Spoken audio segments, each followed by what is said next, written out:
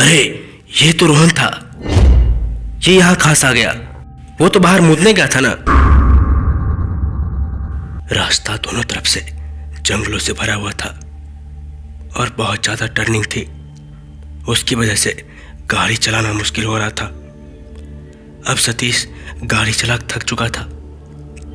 थोड़ी देर वह कहीं आराम करना चाहता था, लेकिन कोई चाय की टपरी या ढाबा भी नहीं था। लेकिन यहाँ तो कोई चाय की टपरी या कोई ढाबा भी नहीं था जहाँ की वो रुक के थोड़ा आराम कर ले और फिर अपना रास्ता पूरा करे। ऐसे सोचते ही जैसे भगवान ने उसकी सुन ली हो, सामने एक मोड़ पे छोटा सा ढाबा दिखा। वह ढाबा के अंदर जाता है। ढाबा बहुत पुराना था। यहाँ वहाँ जलने की कालिक लगी थी। जैसे कई साल पुराना था ढाबा और जल चुका था काफी तरह से। उसकी रोशनी में सतीश ने बैठने की जगह ढूंढ ली, लेकिन लाइट नहीं थी। वैसे जंगल में कहाँ से लाइट होगी? ऐसे अपने मन में ही वह खुद से बातें कर रहा था। एक बूढ़ा आदमी सतीश के पास आकर पूछता है, बोलो साहब, क्या लोगे? चाय मिलेगी? वो बूढ़ा चाय लाने के लिए अंदर चला गया। तभी सतीश ने 7 मलाई बिस्किट अपने बैग से निकालकर टेबल पर रख दिया। बूढ़ा चाय लेकर आया और सतीश ने बिस्किट खत्म किए और बिल देने के काउंटर के पास गया। बूढ़ा जरा धीमी आवाज में बोला, साहब, आप कहीं दूर से आए हो लगता है। आपको आगे भी जाना है क्या? हाँ, वैसे मुझे आगे और शहर तक जाना है। शायद सुबह हो जाएगी पहुंचते पहुंचते, इसलिए यहाँ रुक के चाय पीने का सोचा था। लेकिन आप अब आगे का सफर इतनी रात को अकेले मत करो, खतरा है। सतीश ने पूछा, क्यों, क्या हुआ? कोई जंगली जानवर है क्या, या कोई आदमखोर शेर है? नहीं साहब, उससे भी बुरा और भयानक। जंगल के उस मोड़ पे कभी रामदास का ढाबा हुआ करता था साहब। एक बार वो अपना ढाबा बंद कर रहा था कि अचानक एक बड़ा सा ट्रक उसके ढाबे में घुस गया। ढाबा और वो ट्रक धो धो कर जलने लगे। रामदास और ट्रक ड्राइवर और उसका तीनों साथी की वही मौत हो गई। ढाबा जल के राख हो गया। उसको मरे हुए कई साल हो चुके हैं साहब, लेकिन रात को जाने वाले को वो चाय पे रुकने को बोलता है और बाद में उनकी लाश वहीं पर ही कहीं मिलती है। अरे कुछ भी ना, आजकल कहाँ भूत प्रेत पे यकीन कोई करता है। दुनिया चांद पे पहुंच गई है। आपको यहाँ ढाबे पे कैसे पता चलेगा? बाहर निकलोगे तो पता चलेगा ना। नहीं साहब, आप मेरे लड़के की उम्र के हो, इसलिए बता रहा हूँ। आप आगे मत जाओ। यहाँ मेरे ढाबे पे रहने का इंतजाम है। पैसे भी मत दो, लेकिन आप वहाँ मत जाओ। सतीश मन में सोचने लगा कि ये बूढ़े की एक्स्ट्रा पैसा कमाने का चाल है। वो आगे बोला, नहीं, मुझे नहीं रुकना है। आप अपने पैसे ले लो और मेरी छुट्टी करो। पैसे देके सतीश बाहर निकला। हवा ठंडी चल रही थी और बाहर घना अंधेरा था। गाड़ी पे बैठते हुए उसने ढाबे की ओर एक नज़र डाली। वो बूढ़ा आदमी सतीश की तरफ आशा भरी नजर देख रहा था। एक बार सतीश के मन में आया कि शायद उस बूढ़े की बात में जरा सच्चाई हुई तो मेरा आज भूतों से सामना पड़ेगा। रास्ता खराब था, इसलिए गाड़ी जरा धीरे धीरे चला रहा था। उसको लगा कि सामने कोई रोड पे है। वो चौंक गया। डर ने जैसे उसको अपने कब्जे में कर लिया है। उसकी धड़कनें तेज हो चुकी थी। ठंडी हवा में उसको पसीने आने लगा था। लेकिन यह क्या, वह सफेद कपड़े पहने जो बैठा था वो उसकी तरफ ही आ रहा था। सतीश ने अपनी गाड़ी स्टैंड पे लगाई और भागने की तैयारी कर रहा था कि अचानक सामने से आवाज आई, भाई साहब। अब सतीश रुक गया। उसका डर थोड़ा कम हो गया। वह सफेद कपड़ों में एक 24 से 25 साल का लड़का था। उसके कपड़ों पे खून के दाग थे और कपड़े कई जगह से फटे थे। वह सामने आया और बात करने लगा। मेरी बाइक का एक्सीडेंट हो गया है, अंधेरे में देख नहीं पाया और सीधा जाके मैं गड्ढे में जाके गिर गया। मुझे बहुत चोट लगी है, क्या आप मुझे शहर तक पहुंचा सकते हैं? सतीश गाड़ी से उतरा और सामने देखने गया। उसकी बाइक नीचे गिर चुकी थी और बहुत पुरानी लग रही थी। उसके बाइक पे नंबर प्लेट भी नहीं था। वो बाइक आग में जैसे झुलसती है वैसा लग रही थी। सतीश को उस पर तरस आ गया। उसने सोचा कि चलो एक पार्टनर मिल जाएगा तो डर लगने की कोई बात नहीं होगी। सतीश ने उसको अपनी गाड़ी पे बिठाया और दोनों शहर की तरफ चल दिए। सतीश ने पूछा, क्या नाम है तुम्हारा, क्या काम करते हो? जी मेरा नाम रोहन है और मैं मार्केटिंग का काम करता हूँ। रोहन ने एक झटके में सब बोल दिया। उसका आवाज़ जरा दबा सा था, जैसे धूल मिट्टी में काम किया हो और गला बैठ सा गया हो। रोहन ने पीछे से अपनी जेब से सिगरेट निकाली और सतीश को भी देने को हाथ आगे किया। उसका हाथ जला हुआ था और उसके हाथ में जो सिगरेट थी वो भी बहुत पुराने ब्रांड का था जो बंद हो चुका था। सतीश ने पूछा, ये हाथ कैसे चला तुम्हारा? और ये सिगरेट काफ़ी पुरानी लग रही है और बंद भी हो चुकी है, ये तुम्हें कहाँ से मिली? रोहन ने जरा हड़बड़ाते हुए कहा, ये मैंने एक ढाबे वाले से ली थी, यहीं पीछे में पड़ता है, सस्ते में दे रहा था तो मैंने खरीद लिया। सतीश ने फिर से सवाल किया, ये जो तुम्हारी बाइक है वह काफ़ी पुरानी लग रही थी, क्या सच में तुम यही बाइक चला रहे थे या कहीं से उठा कर लाए थे? सही से बताओ। रोहन अब थोड़ा हिम्मत जुटा कर बोल रहा था, अरे नहीं भाई, वो मेरी ही है, थोड़ी पुरानी है लेकिन अच्छी चलती है। अब सतीश चुप हो गया और सुनसान रास्ते पे गाड़ी चलाने लगा। उसके मन में अचानक आया कि रोहन की गाड़ी जैसे लग रही है कि वह कितने सालों से पड़ी है। वो भी चलने वाली बाइक तो नहीं लग रही थी।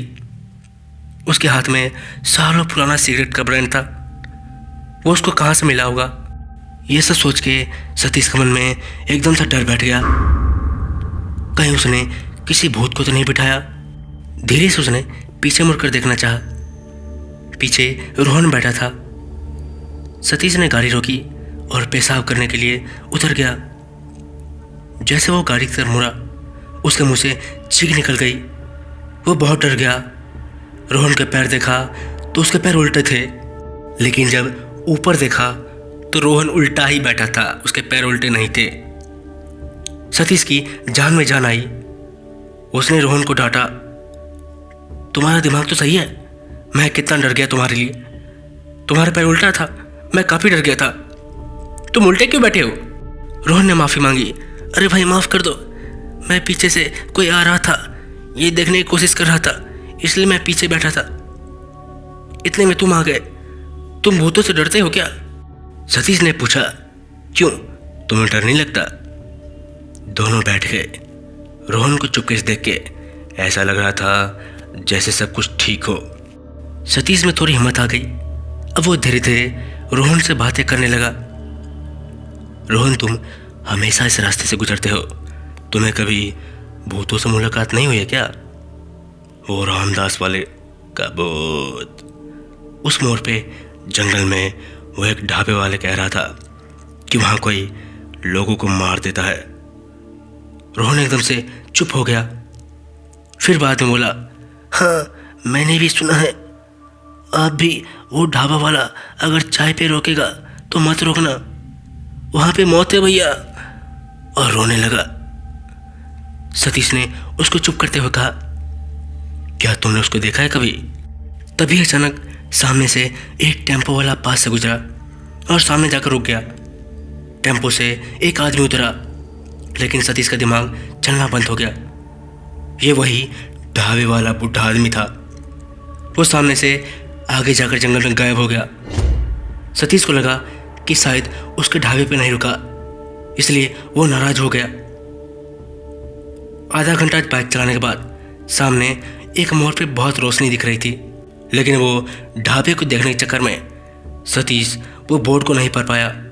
दूर से देखा तो कुछ लोग बैठे थे, लेकिन काफ़ी सन्नाटा था। सतीश ने थोड़ा रुकना बेहतर समझा। साथ में रोहन था। अब तो सतीश को डर नहीं लग रहा था।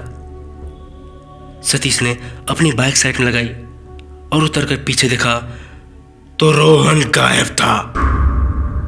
सतीश को लगा कि उसको भी जल्दी पेशाब आ गया होगा, इसलिए वो कहीं चला गया होगा पेशाब करने। एक आदमी उसको पूछने आ गया, साहब चाय पियोगे? सतीश ने कहा, नहीं, मैं अभी पी के आया हूं। तभी वो आदमी जरा गुस्से से बोला, क्यों साहब, क्या आपको उस ढाबे वाले ने रामदास ढाबे वाले के बारे में बताया है क्या साहब? वो हमेशा मेरी बदनामी करता रहता है और मेरे ग्राहक भगाता रहता है। आप आओ, बैठो साहब। सतीश को अब कुछ समझ नहीं आ रहा था। रोहन और वह ढाबा वाला सच बोल रहा था या झूठ, उसे पता नहीं चल रहा था। रामदास का ढाबा तो यहाँ है, फिर वो दोनों उसकी बुराई क्यों कर रहे थे? यहाँ तो सब कुछ ठीक है। सतीश को अब बहुत बड़ा झटका लगा, मानो उसकी जान निकल गई थी। जैसे ही वो अंदर गया, अंदर एक कोने में उसको एक सफ़ेद कपड़े में बैठे हुआ एक लड़का दिखाई दिया। वो रो रहा था और उसके कपड़े फटे हुए थे, कुछ जगह से जले हुए थे। सतीश ने थोड़ा और गौर से देखा तो उसे थोड़ा पहचाना सा लग रहा था। अरे ये तो रोहन था, ये यहाँ कहाँ से आ गया? वो तो बाहर मूतने गया था ना। सतीश रोहन के पास आकर बैठ गया। रोहन पूरी तरह आग में जैसे झुलसता है वैसा दिख रहा था। ये सब देख के अब सतीश को समझते देर नहीं लगी, क्योंकि अब वह फंस चुका था। रोहन जो मिला था रास्ते में भी वो रामदास के ढाबे का शिकार था। सतीश ने भागना चाहा, तभी वहां रामदास आ गया। साहब चाय पीना है क्या या नहीं, या इरादा बदल दिया? वो अब जबरदस्ती पे उतर आया। सतीश जैसे कुछ भी नहीं हुआ ऐसे जता के वही टेबल पर बैठ गया। उसके सामने एक और आदमी बैठा। उसने अपना सर उठा लिया। डर से सतीश के हाथ का कप नीचे गिर गया। वो कांपने लगा। यह देख के रामदास बोला, रुको, मैं दूसरी चाय लेकर आता हूँ। सामने वो टेम्पो वाला आदमी था।